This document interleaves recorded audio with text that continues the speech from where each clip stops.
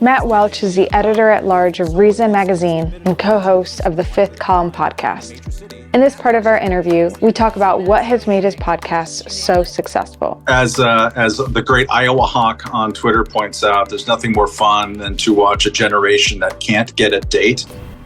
Why do you think your podcast, Fifth Column, is so successful, or is it successful? Fifth Column is successful. We have nearly 30,000 subscribers, including a substantial portion who are paying. They put us in weird categories on Substack. They decide we're in the culture category, although we sort of talk about media and politics and international affairs and Michael Moynihan's affairs and who knows what else. But I think we were like number 2 or 3 in culture.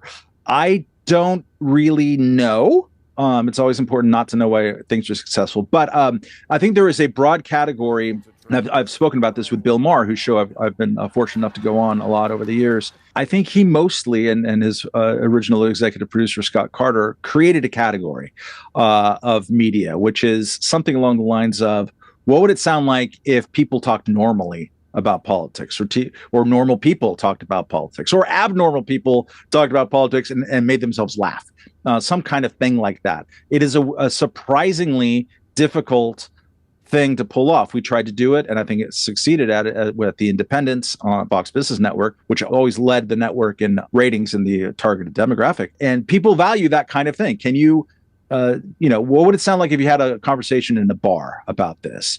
So, because most of the time when you see people talking about politics, it's like, I'm doing my professional politics voice. I'm doing my cable news voice. Oh, that's funny. I'm doing my strategic Republican consultant voice. And it is so predictable and boring. And it kind of just reifies whatever status quo it is or whatever. It's just like, what it is. Everyone has seen it 1,000 times. Well, we tried to do The Independents and then immediately tried to do it with Fifth Column. And it also helps to have really funny people. Kennedy is one of the funniest and smartest, quick-witted people in the world. And Michael Moynihan is too. So I'm just happily along for the ride with these brilliant thinkers. To be able to go kind of seamlessly between, jackass ribbing to this is the absolute deep dive in the Northern Irish troubles or whatever, or the Middle East in this case, and to have people who can have chops on more than one topic in that way, I think is helpful. And then COVID really bonded the audience together with each other, and then us as well, because we're all home. We're all locked inside. That's when we started doing the subscriber only, then Patreon, now Substack bonus podcast per week. We do Zoom calls, and hundreds of people would come in, and you just realize they were starved for human contact. We hear from people all the time, you make us feel like we're not insane, or you have recreated the feeling that I have lost, which is going to the bar and talking to your bros, because people literally couldn't go to their bars and talk to their bros for a couple of years there, which is awful.